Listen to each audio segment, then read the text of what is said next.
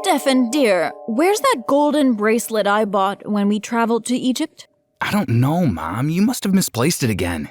Honestly, what's the need of expensive jewelry if you never wear them? You just keep misplacing everything.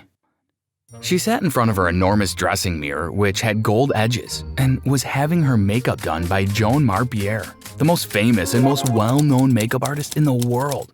Just one of my mother's rich friends. Just then, my dad walked into the room. I could smell him before I could see him because of the perfume he always had on. Tom Ford Diamond Edition. Only 10 bottles of that perfume were made, and my dad had 6 of them.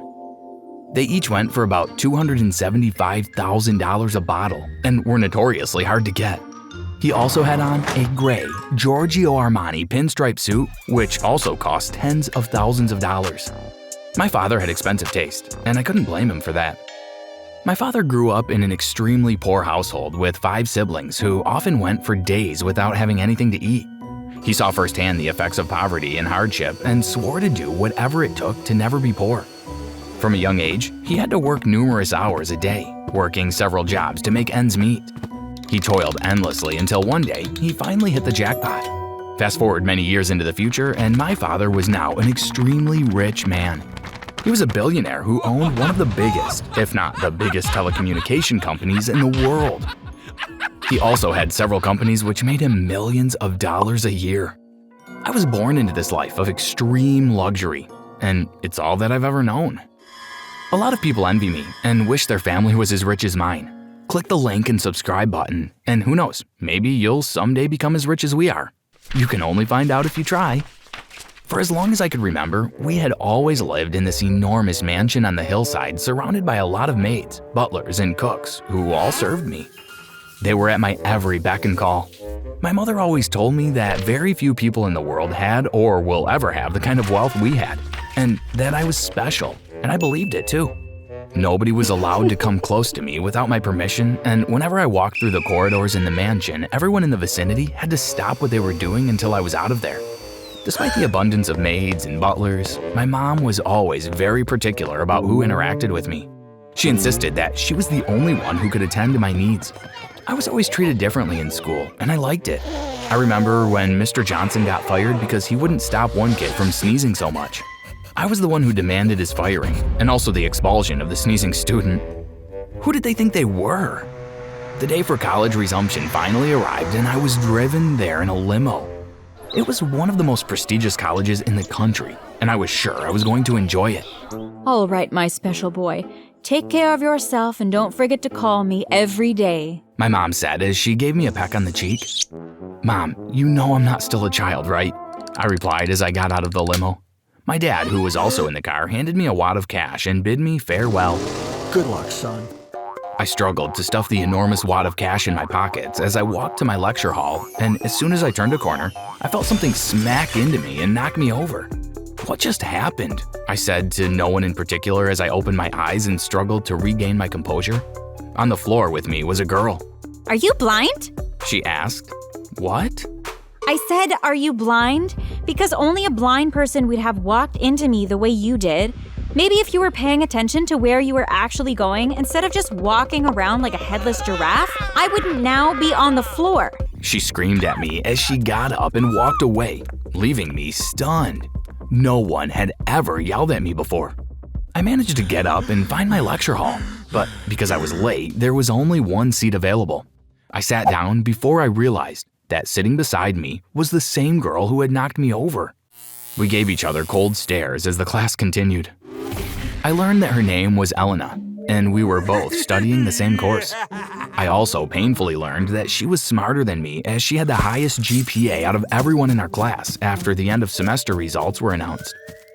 I came second, and after the scolding I received from my parents, I decided to befriend Elena, learn her secrets, and become better than her, and then get rid of her after I had gotten what I wanted. Second year rolled out, and I made a peace offering to Elena. I got her a brand new iPad and MacBook, and also apologized for my previous behavior. And soon after, we hung around each other and studied together. I became much nicer to her, but after a while, she said she had to tell me something. Is there a problem? I asked, worried. Yes, there is, and the problem is you. Elena replied, staring straight into my eyes. I began to panic. What had I done? Did she hear anything bad about me? But I'd been treating her nicely, right? But I treat you nicely. How can I be the problem?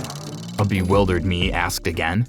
And that there is the problem. You treat me nicely, but you are a very big douche to everyone else. That's not how it's gonna work. You either treat everyone nicely or this little arrangement we have here ends. You will have to find someone else to study with and tutor you if your behavior doesn't change. I didn't have anything else to say, so I quietly agreed to her condition, and at the end of that particular semester, we ended up with the same GPA. The more time we spent together, the more I realized something. I realized that little by little I was changing. I noticed it when I wanted to publicly embarrass someone, but I stopped to think about how it would make the person feel. The Steven of before didn't give a hoot about how people felt. He just did what he wanted to do when he wanted to do it. And then it happened.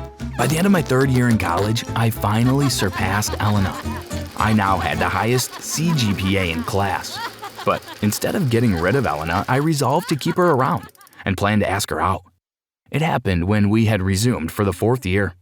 I called Elena to meet me in the school cafeteria, and there I sat waiting, but she didn't show up. I was disappointed, along with the crowd I had gathered to witness the spectacle I had planned. As soon as I saw her in class, I approached her, but she instantly rejected me.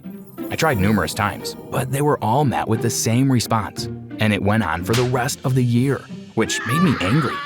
I wasn't only angry at her behavior, I was angry because of all I had spent on her. I felt used and betrayed. Throughout the year, she didn't even utter a single word to me, and that hurt me more.